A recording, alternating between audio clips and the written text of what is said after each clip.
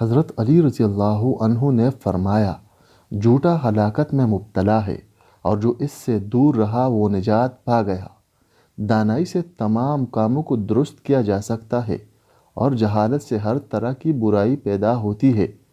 جہالت ایسی بلا ہے جو زندگی کو مردہ بنا دیتی ہے اور بدبختی میں گرفتار رکھتی ہے۔ کامل ایمان والے ہو جاؤ، یہ جنت کا راستہ ہے اور دوزخ سے نجات کا بھی ذریعہ ہے۔ زندگی میں اگر برا وقت نہ آتا تو اپنوں میں چھپے غیر اور غیروں میں چھپے رہنے اپنے کبھی ظاہر نہ ہوتے۔ دنیا میں بدبختوں کا گھر اور جنت پرہیزگاروں کا مقام ہے۔ جھوٹ سے آخرت میں جہنم کا عذاب حاصل ہوتا ہے۔ عقل جنت میں اعلیٰ مقام دلانے والی اور خواہش جہنم کے سب سے نچلے مقام پر گرانے والی ہے۔ اگر مجھے تقوی کا کچھ لحاظ نہ ہوتا تو بلا شبہ میں عرب کا سب سے چالاک شخص ہوتا۔ چغل خوری سے بچو، کیونکہ دشمنی اور کینہ کو پروان چڑھاتی ہے۔ لوگوں کے ساتھ ایسے پیش آؤ کہ جب تم مردہ ہو جاؤ تو وہ تم پر روئے۔ بے صبری کرنے پر کسی قسم کا اجر و ثواب نہیں ملتا۔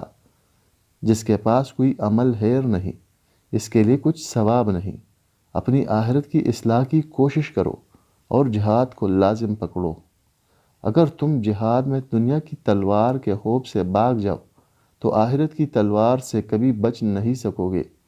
جب کبھی تمہیں اپنے رزق میں کمی نظر آنے لگے تو کچھ مال اللہ تعالیٰ کو دے کر اللہ تعالیٰ کے ساتھ تجارت کر لیا کرو۔ علم کے ساتھ نفس سے جہاد کرنا عقل مند کی نشانی ہے۔ جلد بازی میں ندامت اور اطمینان میں سلامتی ہے۔ رات اور دن عمروں کو پناہ کرنے میں جلدی کر رہے ہیں۔